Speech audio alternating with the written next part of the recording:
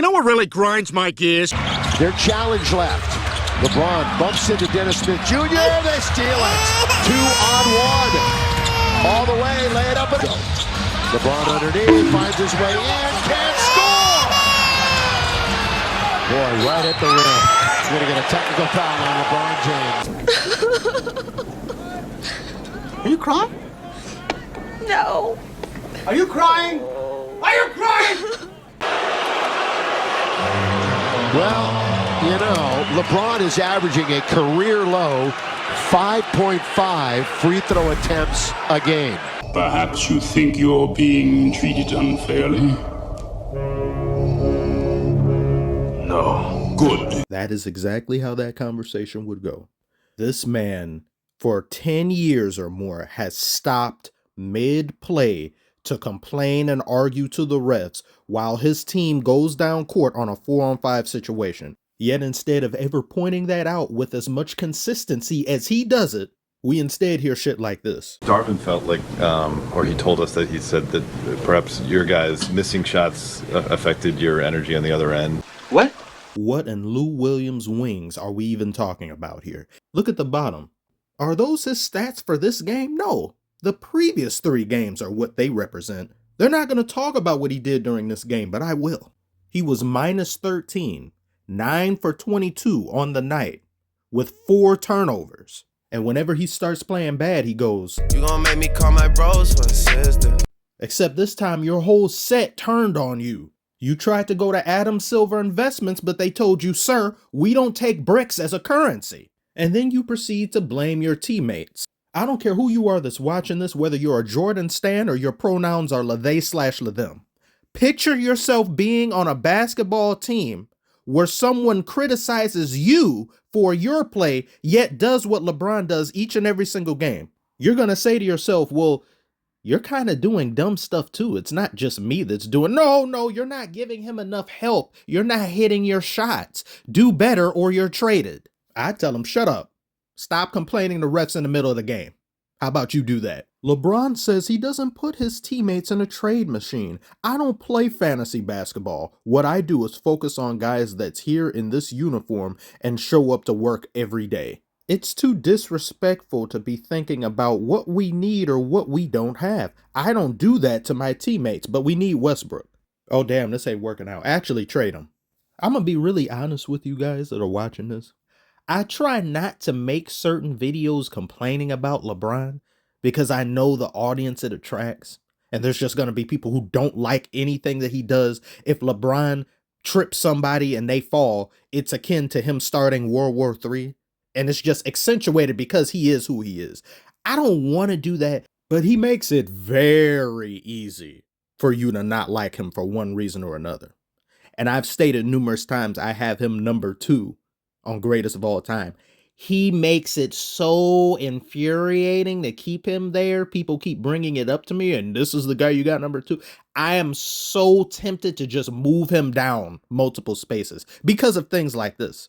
But I do my best to try to remove feelings from this. I will say certain things about certain players, but I'm never going to put them below or above simply because I don't like them or they do things I don't like. I try to remain completely neutral when it comes to that. I also think what a lot of people get misconstrued is skill. If we're talking about most skilled players ever, then no, I wouldn't put LeBron on that list. I put people like Allen Iverson, Kobe, Jordan, people who have multiple things they can do in clutch time to get a bucket. Unlike somebody who bulldozes and stomps on people like Godzilla just to get to the rim. And when they don't get to the rim, it's a big, huge issue. Cry, complain, throw a tantrum, and you still lose. Lakers got completely out-hustled. They got outworked. They didn't want it compared to the Nets. The Nets went out there, fought for every single possession, and showed you what a proper team chemistry grants you night in and night out. The Lakers don't have that because they trade everybody every single year at the trade deadline, which they're trying to do again. They're trying to get DeJounte Murray. Why? So you can trade him next year? So he can get thrown under the bus? They trying to get rid of D'Lo. Remember how much they wanted D'Lo? Oh my God, we got D'Lo. Then we got one bad Russell. We got rid of that Russell. Now we got a better one. Oh wait, he's ass. Let's get a different one. There's no solving this. There's no understanding delusion. This is a delusional team, a delusional organization with delusional fans that will chant to the high heavens, LeBron is the greatest basketball player of all time, and will try to pretend that somehow 3 rings and a ring pop are better than 6 rings.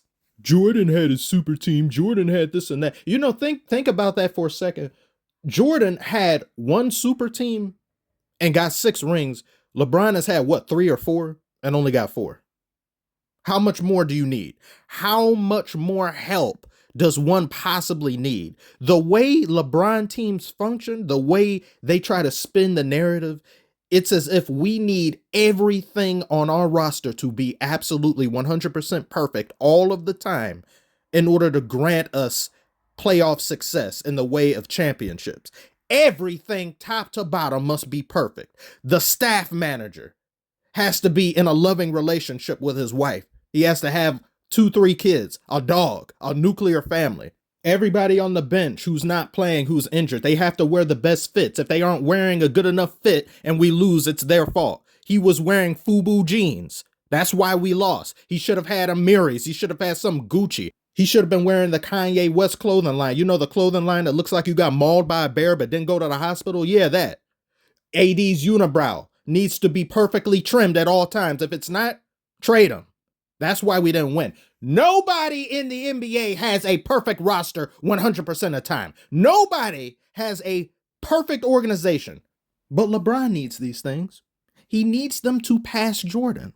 I guarantee you, if Bronny didn't want to be a basketball player and his other son didn't want to be a basketball player, he would still be playing right now because he thinks he can surpass Jordan with longevity.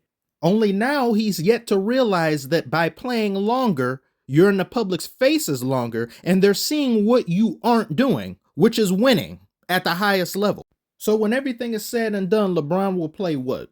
24, 25 seasons perhaps, and only have 4 rings to show for it. You're the greatest of all time, and you only have 4 rings in 20-something damn years, where Jordan had 6 in about, 15, I think?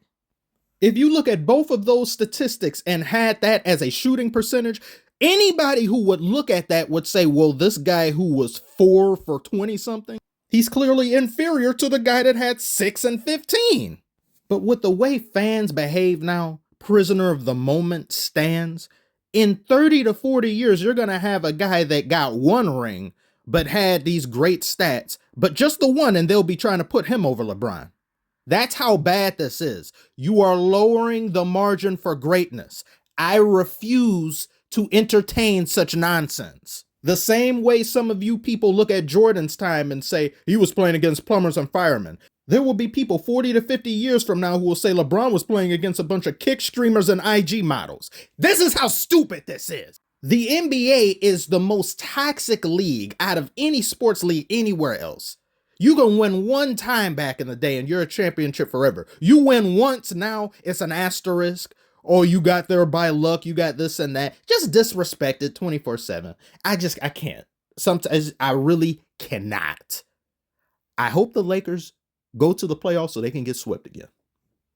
I hope they do a trade so they can bottom out. I want this to blow up so badly that people now finally come to their senses. Because 3 to 4 years of this is enough. I've had enough. And anyone who's watching, don't make it this far and say, well, you're hating on LeBron, you're hating on that. I have made so many videos hating on James Harden. I've made so many videos hating on Zion. I've made so many videos hating on Draymond Green.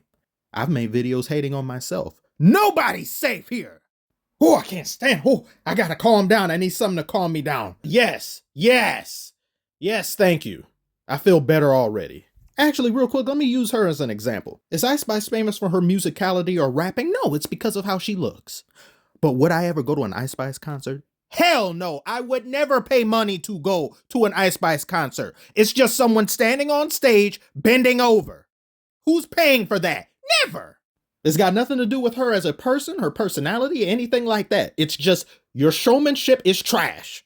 So I would never show up. But I can still simp over you. But that's it.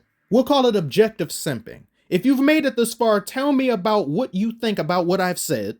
Like, subscribe if you're new, sign up for the Patreon, support the channel, or don't. I don't know, it's your world. I'm just living in it. Happy New Year. Enjoy yourselves. I'll see you on the next one, whenever that is.